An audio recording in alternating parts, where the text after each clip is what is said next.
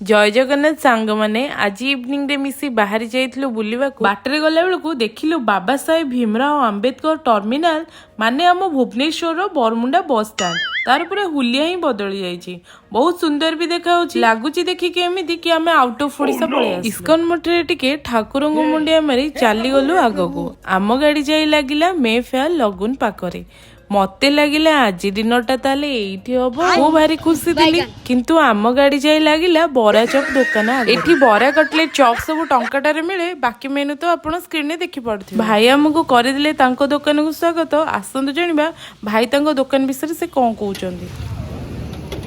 के दिन ला दुकान हेलानी वर्षे हेलानी एते सस्ता रे बोते भुवनेश्वर कोठी मिल लथिबो नै आ से आपण करचंदी बोते सब हां हां सब आ कोन करिया पिलांक सका सब किछि करिया बढ़िया बढ़िया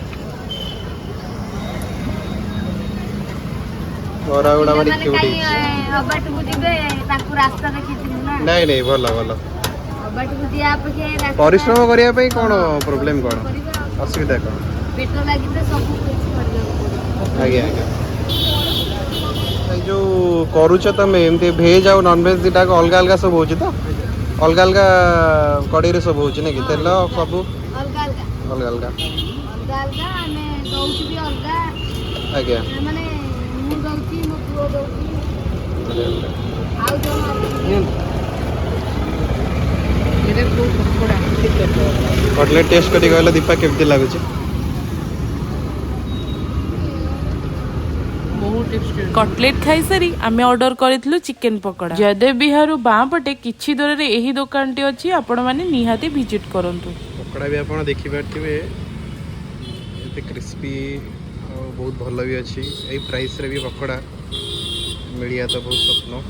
मात्र 30 टका रे 6 पीस आ बहुत टेस्टी भी थिला। नेक्स्ट टाइम जाई पहुंचिलु रिफ्रेश लाइफ रेस्टोरेंट कैफे रे एटा गोटे ओपन कैफे थिला ओ आंबियन भी बहुत सुंदर थिला आ सेठी ऑफर चलला हाई गर्मी ऑफर नोरा फतेही फोटो देखी मो स्वामी कहले एठी पीवा कोल्ड कॉफी आमे जाई बसिबा परे आम पाखरे आसी पहुंची जाइथिला मेन्यू बट आम प्लान तो सेट थिला ऑर्डर करिथिलु कोल्ड कॉफी आ बसी जाइथिलु अपेक्षा रे किछि समय अपेक्षा परे कोल्ड कॉफी आसी पहुंची जाइथिला आम पाखरे कॉफी देखिबाकू जेतिकी सुंदर थिला सेतिकी टेस्टी मध्य थिला। कॉफीर मजा नै सरी आमे फेरिलु घर को जदि वीडियोटी भलो लागिला आपनकू ताहाले करि दियंतु लाइक शेयर सब्सक्राइब बाय।